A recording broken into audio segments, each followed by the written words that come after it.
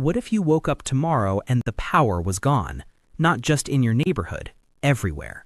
The trucks stopped moving, the stores went quiet, and suddenly everything in your refrigerator had a countdown clock on it. Most people never think about this, and that is exactly why most people are not ready for it. Here is a number that should change the way you think about food forever. The average supermarket carries only about 72 hours worth of food, 3 days. That is all that stands between a functioning grocery store and empty shelves. When delivery trucks stop running, the modern food system does not slow down gradually, it collapses almost immediately. And here's the uncomfortable truth. Most of what is sitting in your kitchen right now would become useless within days. The milk spoils, the vegetables rot, the meat in your refrigerator lasts maybe 3 days before it becomes dangerous. The food most people rely on every single day depends entirely on 2 things that can disappear without warning: electricity and an uninterrupted supply chain. But here's what's interesting. The question of survival food is not complicated. It never has been. For thousands of years, long before refrigerators existed, long before supermarkets existed, people survived wars, famines, natural disasters, and prolonged food crises using very simple foods. Foods that were cheap, foods that lasted, foods that worked together like a system. In this video, you are going to discover the 5 foods that have sustained human life through some of the most difficult periods in history. These are not exotic superfoods. They are not expensive specialty items. They are simple, affordable, and incredibly dependable. And if you have them in your home right now, you do not just have food, you have time.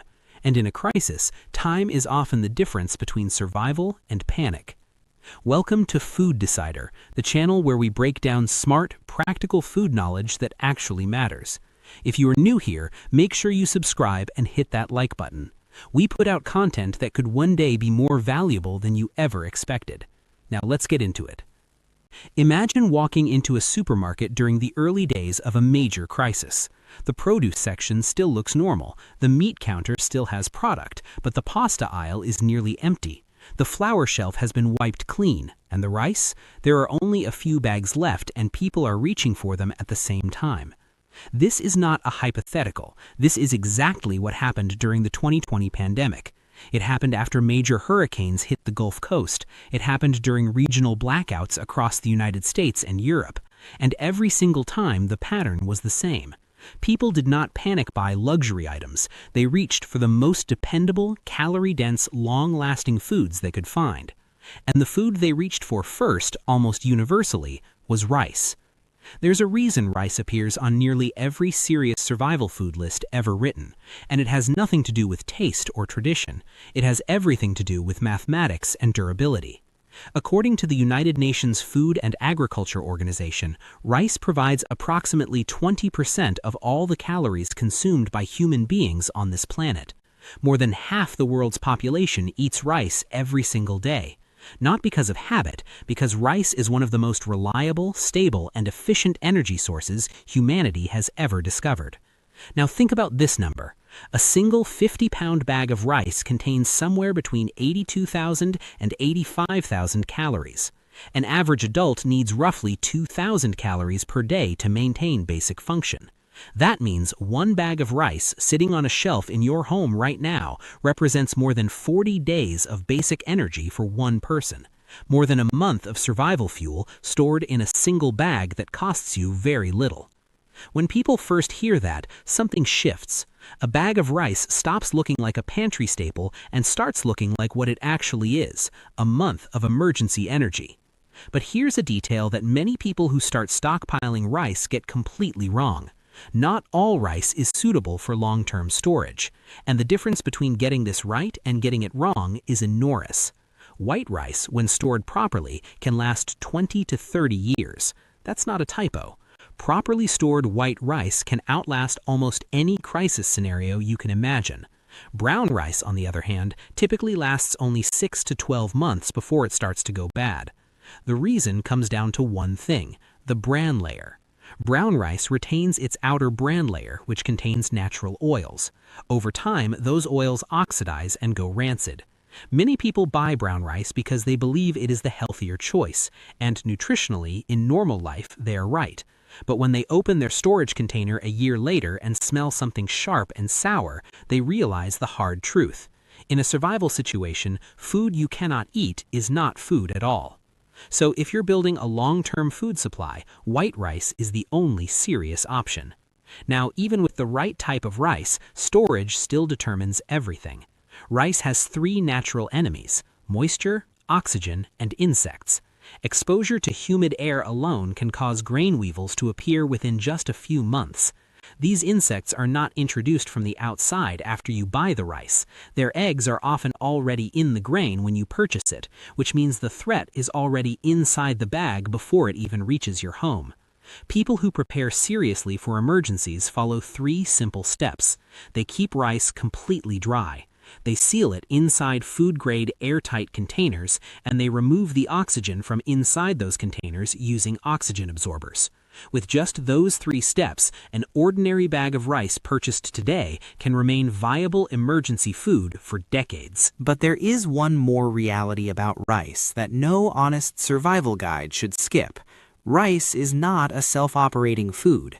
To cook 1 cup of rice properly, you need approximately 2 cups of water and around 15 to 20 minutes of sustained heat. That means in a widespread power outage, water and fuel are not secondary concerns. They are just as critical as the rice itself. This is why experienced preparedness planners always think in a specific order: water first, fuel second, food third. And there is one final dimension of rice that goes beyond nutrition and storage. It is psychological. People who have lived through natural disasters, extended blackouts, and periods of war often describe the same experience. As long as there was still rice cooking in the pot, they felt like life still had some order. A bowl of hot rice, no matter how simple, creates a sense of familiarity when everything around you is chaotic. In a crisis, that sense of normalcy is not a small thing. It can be the thing that keeps a family functioning when panic is setting in all around them. Rice is not perfect. It needs water. It needs heat. It lacks certain key nutrients on its own. But when everything becomes complicated, simplicity becomes the most dependable thing of all. And that is why rice is not just food. It is the foundation of survival. Now, here's the mistake that almost everyone makes when they first start thinking seriously about emergency food. They think that if they have enough calories, they will be fine. They load up on carbohydrates, feel satisfied with their preparation, and move on. But the human body does not run on calories alone. Protein is not optional. It is not a bonus nutrient you add when things are going well. It is a biological requirement. When a diet lacks adequate protein for an extended period, the body begins breaking down its own muscle tissue to compensate. The immune system weakens, physical endurance drops, cognitive function declines.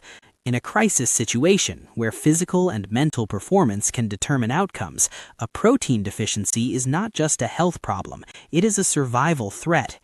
And yet, the most dependable long-term protein source available to almost anyone at almost any budget is something most people walk right past in the grocery store without thinking twice: dry beans.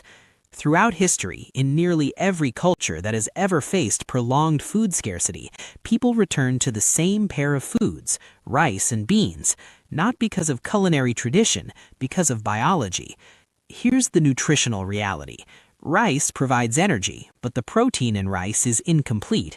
It is notably low in an amino acid called lysine, which is essential for muscle repair, immune function, and enzyme production. Beans are almost the exact opposite. They are rich in lysine. When you eat rice and beans together, the amino acid profiles of the two foods complement each other in a way that produces a nearly complete protein source. This is not a modern nutritional discovery. This is something that hundreds of millions of people across Latin America, Africa, and Asia figured out centuries ago simply by eating what was available and watching what kept them healthy. 1 pound of dry beans contains roughly 1,500 calories and more than 100 grams of protein.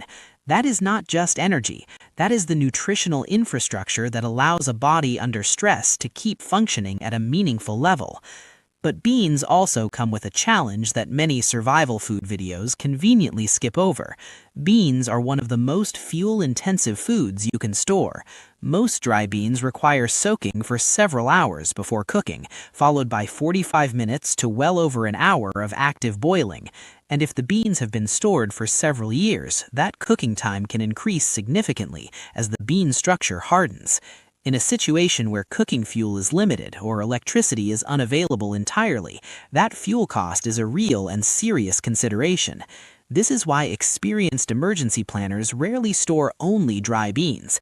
They maintain two categories: dry beans for long-term storage, which can last 20 years or more when kept dry and properly sealed, and canned beans for immediate use, ready to eat with minimal or no cooking required. When a crisis hits suddenly and there is no time to soak and boil a pot of dry beans, canned beans can be opened and eaten within minutes. There is also a less discussed advantage of beans that goes beyond calories and protein. Beans contain high levels of dietary fiber, and that fiber works together with the protein to slow digestion significantly. This means that after a meal of rice and beans, energy levels remain stable for many hours rather than spiking and crashing. In a survival situation, sustained energy is not a luxury, it is a practical necessity. You need your body to perform consistently over long hours, not just for the first 30 minutes after eating. And there's the psychological layer again. A bowl of plain white rice keeps you alive, but a bowl of rice with beans feels like a meal. It feels complete. In difficult times, the distance between those two experiences is not trivial. Morale is a survival resource. Anything that helps preserve it matters. Like rice, beans need to be stored thoughtfully. Moisture and insects are the two primary threats. Kept dry and sealed in airtight containers, dry beans maintain their nutritional value for 20 years or more. They may become harder over time and require longer cooking, but they do not lose the protein that makes them valuable. So, if rice is the foundation of survival calories, beans are the load-bearing wall, the structural element that makes the foundation livable. Rice and beans together form a combination that has sustained human beings through some of the most difficult periods in recorded history. That is why beans are not— They are the most dependable protein reserve you can store for years at almost no cost. There is a specific problem that most survival food guides never talk about honestly, and it is not about calories, it is about the nature of energy itself. Some foods give you a large amount of energy very quickly. Your body processes them fast, your blood sugar rises, you feel alert and capable. And then, an hour or two later, the energy collapses. You feel tired, you feel hungry, you need to eat again. In normal life, this is inconvenient. In a survival situation where food and fuel are both limited, this pattern can become a serious problem. What you actually need in a crisis is not just calories. You need energy that remains stable and consistent over many hours so that your body can function, think clearly, and endure whatever the situation demands. And this is exactly why one very humble food has been a staple of working people and struggling families across history, from the Great Depression kitchens of 1930s America to rural communities on nearly every continent: oats. According to USDA nutritional data, 1 cup of cooked oats provides approximately 150 calories, around 4 grams of fiber, and nearly 6 grams of protein. But those numbers alone do not capture what makes oats genuinely special in a survival context. The key is a specific type of soluble fiber called beta-glucan. Beta-glucan slows the rate at which carbohydrates are digested and absorbed into the bloodstream. The result is that energy from oats is released gradually and steadily rather than all at once. After a bowl of oats, your body's energy level typically remains stable for significantly longer than it would after most refined carbohydrates. That slow, sustained burn is exactly what endurance requires. But oats have another advantage that may actually matter more in a real emergency. They are extraordinarily fuel efficient. while dry beans require up to an hour or more of active cooking, and rice needs 15 to 20 minutes of steady heat.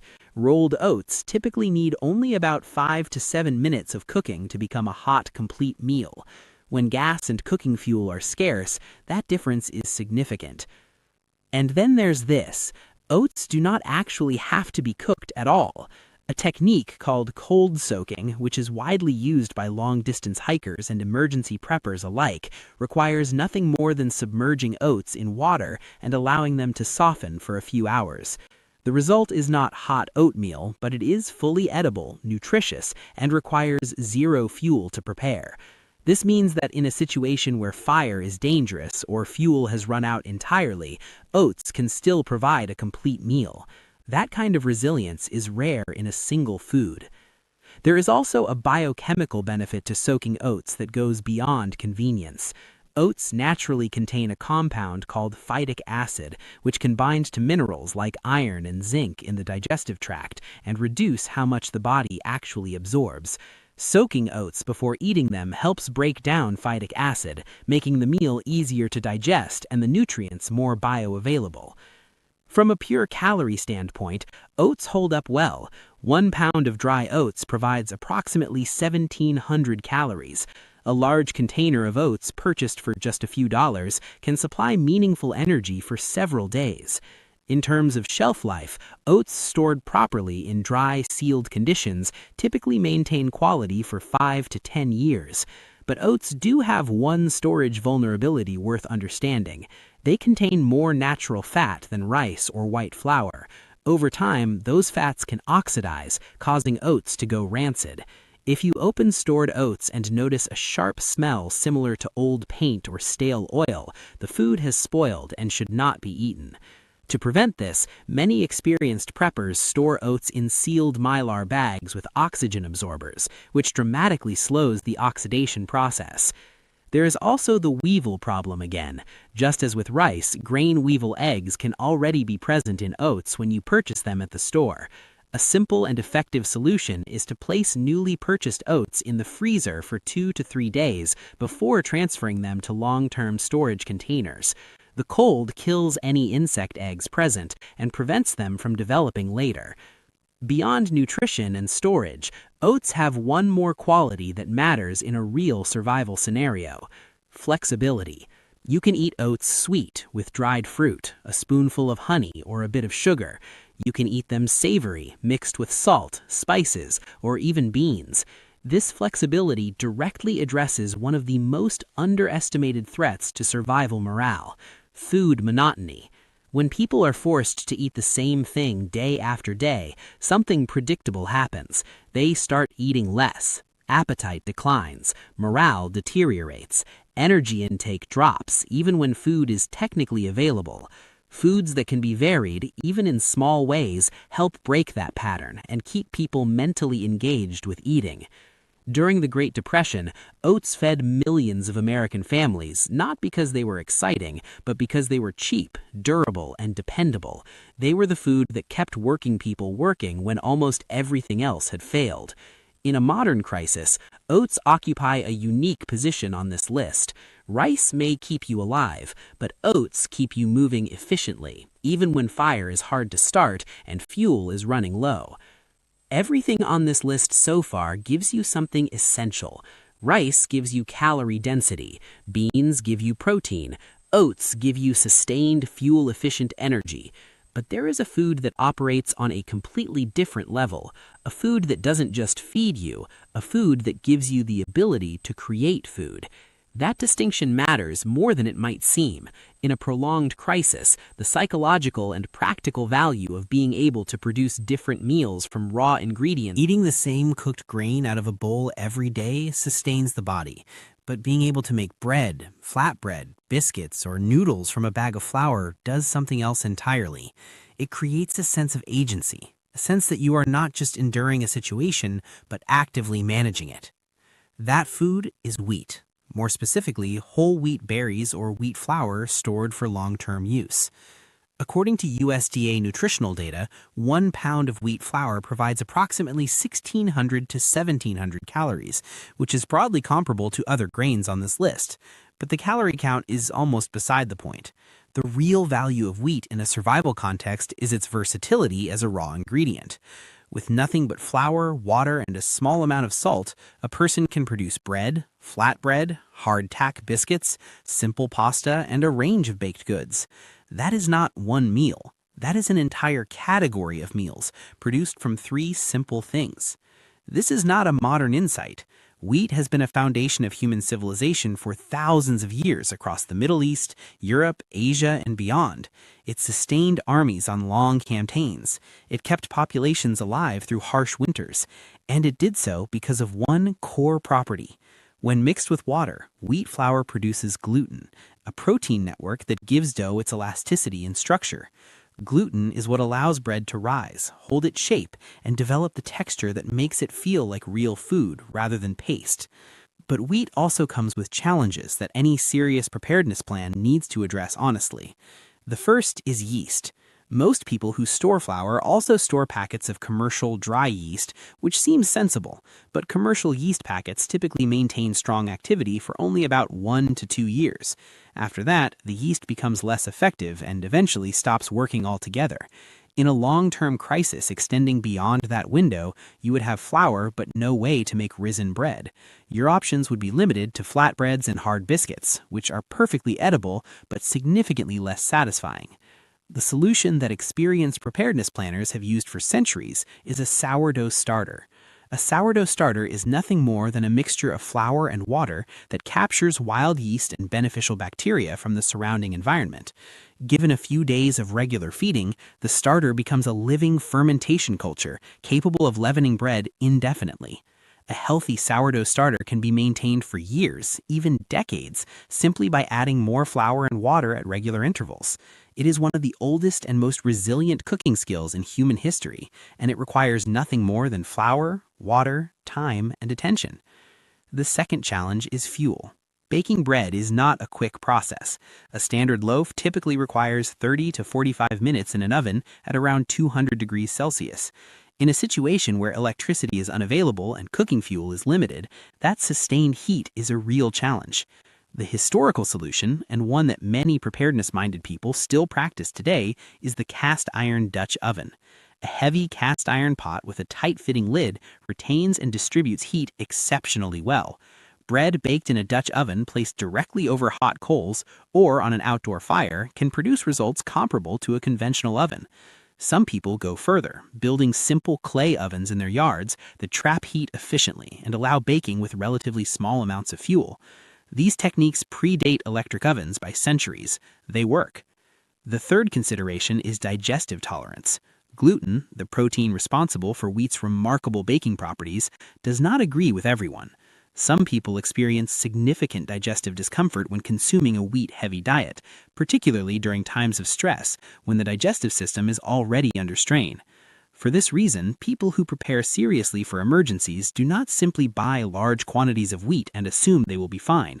They test a wheat-based diet in normal conditions first, over several days, to understand how their body responds before committing to it as a primary food source. For those who tolerate it well, wheat is not just another grain on a storage list. It is a raw material for human creativity in the kitchen. And in a prolonged crisis, the smell of bread baking over an open fire is not just the smell of food.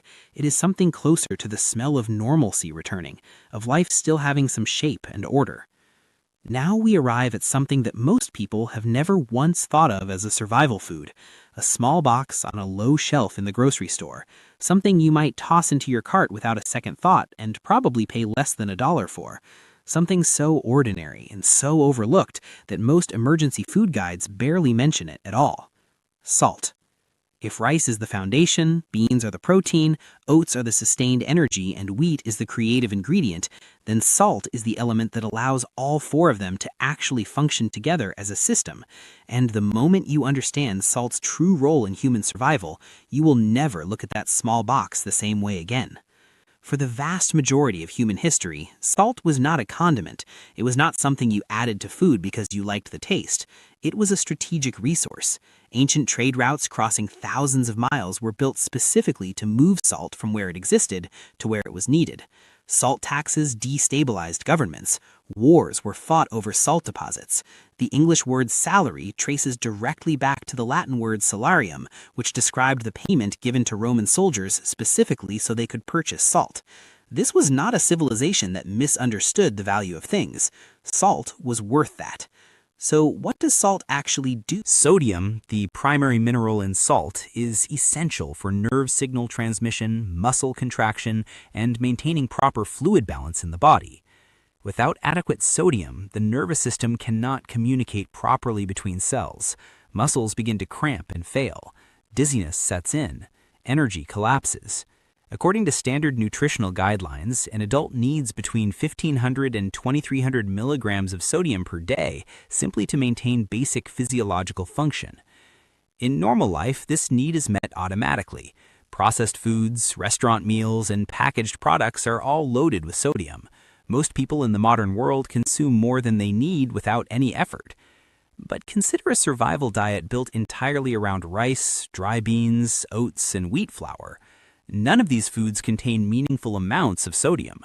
A person eating this way for weeks or months without supplemental salt will eventually begin to suffer the physical effects of sodium deficiency: fatigue, muscle weakness, reduced endurance, impaired coordination. In a situation that already demands physical and mental performance, those effects can be genuinely dangerous. A small pinch of salt added to meals each day prevents all of that. The cost is almost nothing. The consequence of not having it can be severe. Salt also plays a structural role in baking that most people never think about. When flour, water, and yeast are combined to make bread dough, the yeast begins producing carbon dioxide gas, which causes the dough to rise. This process needs to be controlled. Without salt, yeast ferments too aggressively, the dough rises too fast, develops an unpleasant flavor, and often collapses before it can be baked properly. Salt slows and regulates yeast activity, creating the steady, controlled fermentation that produces good bread with proper texture and flavor. This means that even if you have stored wheat and cultivated a healthy sourdough starter, without salt, your bread is likely to fail. Salt is not optional in bread, it is structural. Before mechanical refrigeration existed, before canning technology was developed, before any of the food preservation methods people take for granted today, salt was the primary tool humanity used to keep food from spoiling. Salted meat, salt fish, pickled vegetables preserved in brine. Salt works by drawing moisture out of microbial cells through osmosis, preventing bacteria and mold from growing and multiplying. This is not a folk remedy, it is basic biochemistry. And it meant that before refrigerators existed, a household with adequate salt could preserve harvested food and hunted meat for weeks or months without any external technology at all. In a prolonged grid-down scenario, that function becomes relevant again. If you have access to fresh meat, fish, or vegetables, salt gives you the ability to preserve them beyond the day they were obtained. That transforms salt from a seasoning into a food security tool. Salt also has a basic medical dimension that is worth acknowledging. Saltwater solutions have been used for centuries to clean wounds and rinse the mouth to reduce bacterial load. This is not a substitute for antibiotics or proper medical care, but in a situation where resources are extremely limited and professional medical care is unavailable, the simple ability to clean a wound with sterile saline solution can reduce the risk of infection meaningfully. And then there is the storage reality. Salt almost never spoils. It is a mineral, not an organic compound. It does not oxidize, it does not develop bacteria, it does not age. If kept dry, salt can remain fully usable for decades, even centuries, without any loss of quality. The only weakness salt has in storage is its tendency to absorb moisture from humid air and clump together or dissolve. The solution is straightforward. Store salt in sealed glass jars, food-grade plastic containers, or airtight bags, and keep it away from sources of moisture. As long as it stays dry, salt is essentially permanent. And finally, there is the dimension of salt that sits beneath all the chemistry and biology, the human dimension. Flavor matters. In a survival situation where the same small group of foods is being prepared and eaten day after day, flavor is not a trivial luxury, it is a morale resource. A meal of unsalted rice and beans after days of unsalted rice and beans creates a specific kind of psychological fatigue. The food stops feeling like nourishment and starts feeling like medicine. People eat less, energy declines, spirits drop further. A pinch of salt changes that experience. It does not transform a simple meal into something extraordinary, but it makes the meal taste like food. It creates the small sense of normalcy that helps people maintain their psychological equilibrium when circumstances are pushing hard against it. This is why salt sits at the top of this list, not because it provides calories, because it provides none, not because it provides protein or fiber or slow-burning energy, but because it is the element that connects everything else. It keeps the body's sodium balance intact. It makes wheat flour rise properly into bread. It preserves food without electricity. It provides basic wound care without a pharmacy. And it makes every meal on this list more edible, more sustaining, and more human. Step back for a moment and look at all 5 of these foods together: rice, beans, oats, wheat, salt. Notice what they share. None of them require refrigeration. None of them depend on continuous electricity or complex transportation networks. None of them turn into waste after a few days. All of them can be stored for years, or in some cases decades, with basic precautions that cost almost nothing. And together, they cover the full range of what the human body needs to keep functioning: calories, protein, sustained energy, variety, mineral balance. This is not These are the foods that survived the test of real history, not theoretical emergencies on paper, actual wars, actual famines, actual disasters. The foods that helped people get through the first chaotic phase, when supply chains had collapsed and normal life had stopped functioning, were almost always some version of this same small group of simple, durable, dependable staples. The modern food system is a remarkable engineering achievement. It delivers extraordinary variety and freshness to billions of people every day through a logistics network of almost incomprehensible complexity. But that complexity is also its vulnerability. It was designed for efficiency, not resilience. It works perfectly until the day the trucks stop running.